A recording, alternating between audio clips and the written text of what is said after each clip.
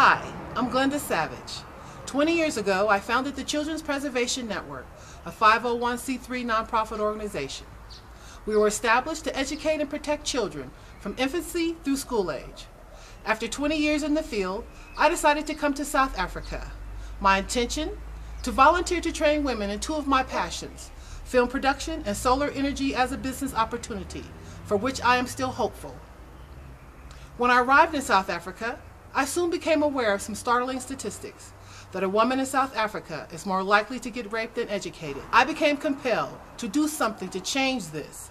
As a product of rape, I thought about the emotional and spiritual victimization of women and children and how I could help to seek an effective change toward these alarming statistics.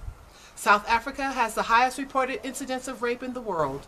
According to the Forum for the Empowerment of Women, every 26 seconds a woman is raped in South Africa. This is why the Blow Your Whistle South Africa, a campaign against rape and abuse, has been established. To purchase, educate, and distribute whistles and literature to all at-risk groups through hospitals, schools, child abuse centers, and the townships. The campaign seeks to initially purchase 250,000 whistles based on the number of reported incidents of rape in the last 3 years. This is a good start, but only scratches the surface of the number of whistles we would like to provide, about 1 million. This, of course, will depend on the success of our campaign. Those of us living in our comfortable and safe environments have no idea, as I had not, of the fear and terror these conditions create. Not just the long-term effect on the individual, but also the long-term effect on the future of the cradle of civilization. As you continue viewing this video, listen to their stories. Think about what you can do to help. They are not faceless victims. They are mothers and fathers, daughters and sons. They are partners and friends. They are loved ones. The largest increase in attacks has been against children under the age of 13.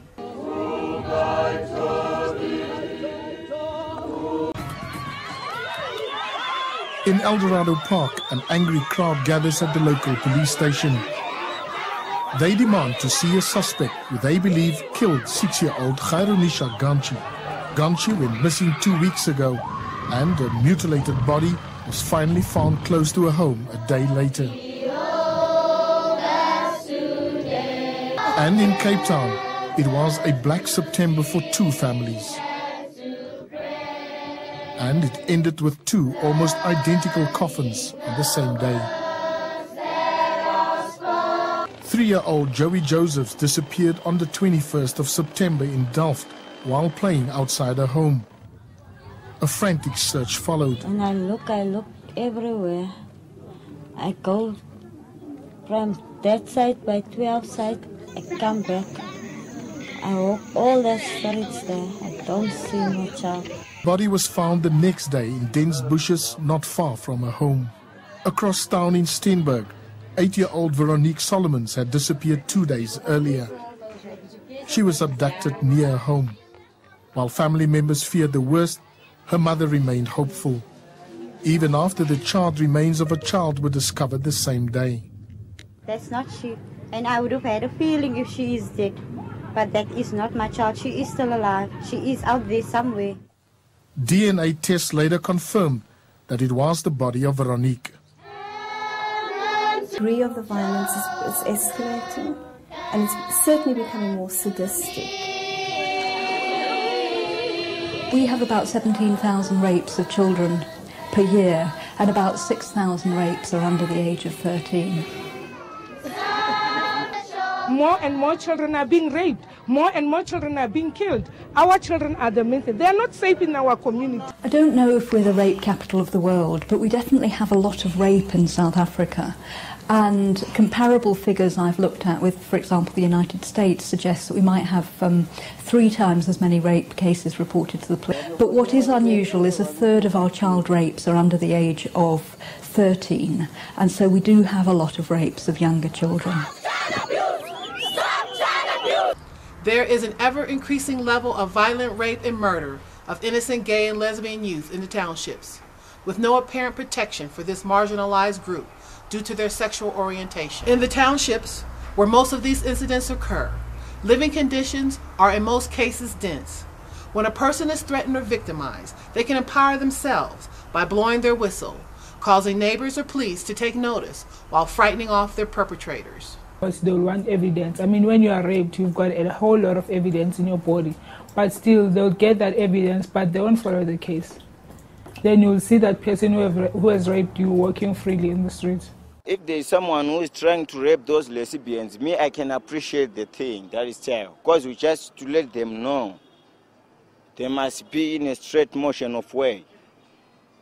I have no time to rape them, but if there is some of the other guys who wanted to teach them the way, they must rape them, they must rock them.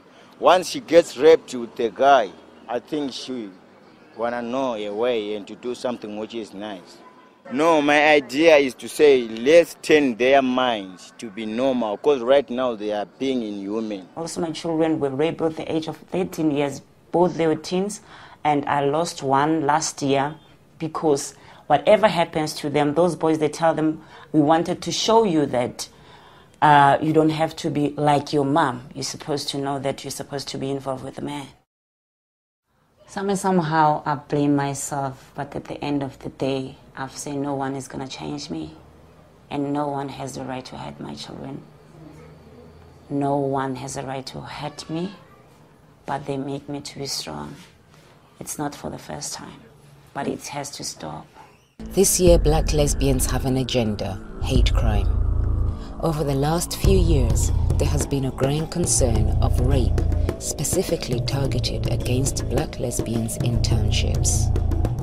In preparation for Pride, the women build a float with the message, "The rose has thorns," a campaign against hate crimes. The one who was with me positioned me right over here. He had me lie down here on my back, and it is here where he repeatedly raped me. And the other one was with my partner.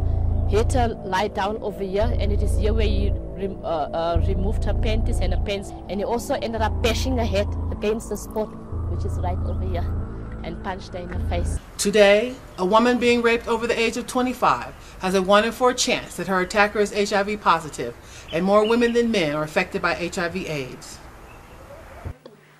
With HIV, it's not easy.